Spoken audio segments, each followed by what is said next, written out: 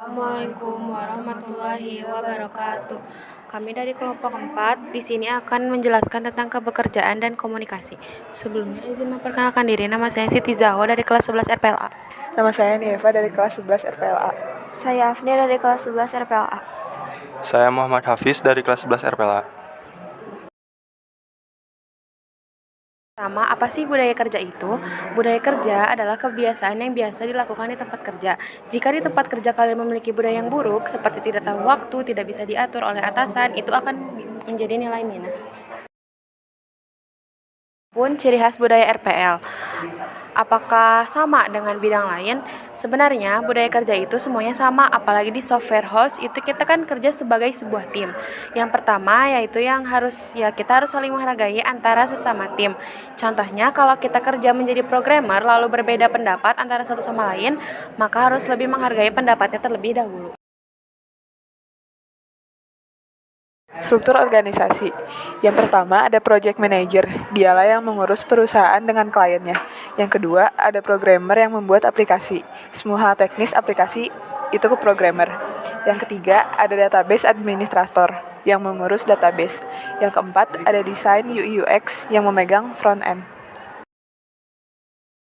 Konsekuensi yang kita dapat kalau kita tidak taat pada suatu budaya, yang pertama yaitu tidak akan dihargai oleh atasan. Yang kedua, sulit mendapat kerjaan jika sudah resign. Mengapa sulit? Karena ada bisikan antara atasan kalian kepada atasan yang lain. Karena software itu seperti satu lingkup. Jadi jika kalian tidak baik dalam lingkungan tersebut, maka kalian juga akan susah dalam mencari pekerjaan lagi. Apa saja sih pekerjaan yang sesuai dengan kompetensi keahlian RPL?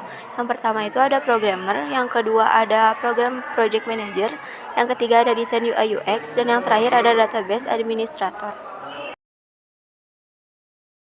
Di sini ada pembahasan komunikasi. Komunikasi di tempat kerja mengacu pada pertukaran informasi, ide, dan umpan balik di antara individu atau kelompok dalam lingkungan kerja. Hal ini melibatkan komunikasi verbal dan nonverbal serta komunikasi tertulis dan visual. Selanjutnya ada jenis-jenis komunikasi. Yang pertama ada komunikasi interpersonal. Komunikasi yang bertujuan untuk pertukaran informasi, ide, pendapat, dan juga perasaan yang berkaitan dengan peristiwa pribadi, organisasi, sosial, nasional, bahkan internasional antar kedua orang yang berbeda di tempat yang sama. Yang kedua ada komunikasi terapeutik. Komunikasi terapeutik adalah suatu sarana bagi para perawat dalam menjalin hubungan saling percaya sehingga dapat meningkatkan citra yang baik. Yang ketiga ada komunikasi verbal. Komunikasi verbal adalah komunikasi yang digunakan menggunakan simbol-simbol verbal serta menggunakan kata dari berbagai bahasa. Lalu yang terakhir ada komunikasi nonverbal.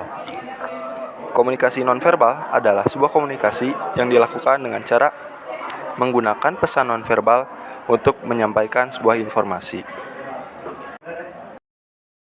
Lalu yang terakhir di sini ada cara-cara berkomunikasi yang baik. Yang pertama itu kita harus menjadi pendengar yang baik. Kedua, sampaikan pesan dengan jelas dan baik. Ketiga, kita itu harus memiliki empati pada orang lain. Dan yang terakhir itu kita tidak boleh takut untuk bertanya.